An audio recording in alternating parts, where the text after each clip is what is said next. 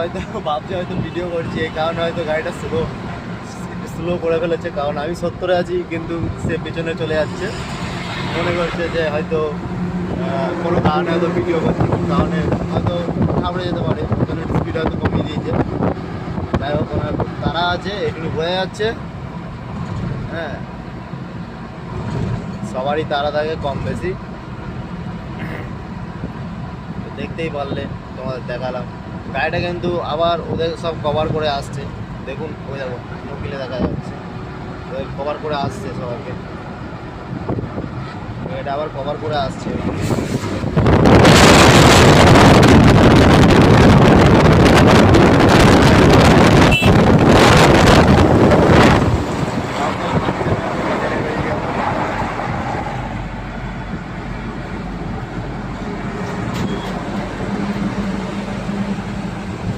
আমি গাড়িটা কাছাকাছি যাবো, দেখি ট্রেন পাবো কিনা এবার।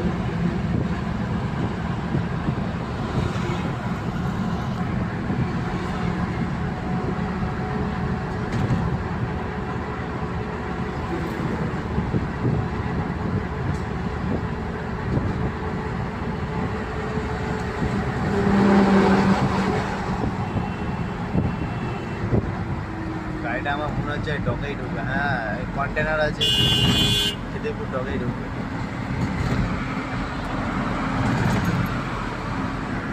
আমার পাশ দিয়ে আবার একটা প্রাইভেট কার চলে এলো, প্রাইভেট কারটা ব্যাকলাইট করছে এখানে ঢুকবে বলে, ঢোকার জায়গা পাচ্ছে না, চলে গেল ওই সাইড দিয়ে। একটু স্লো হয়ে গেল, কারণ সামনে গাড়ি বাড়ি, ভ্যান ট্যান, ওই যে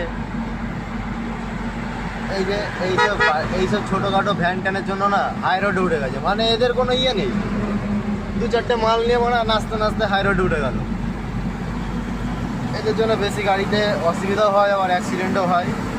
ঠিক আছে, হাই রোডে ওটা বাদ যায় না, যেখানে পারে সেখানেই চলে যায়।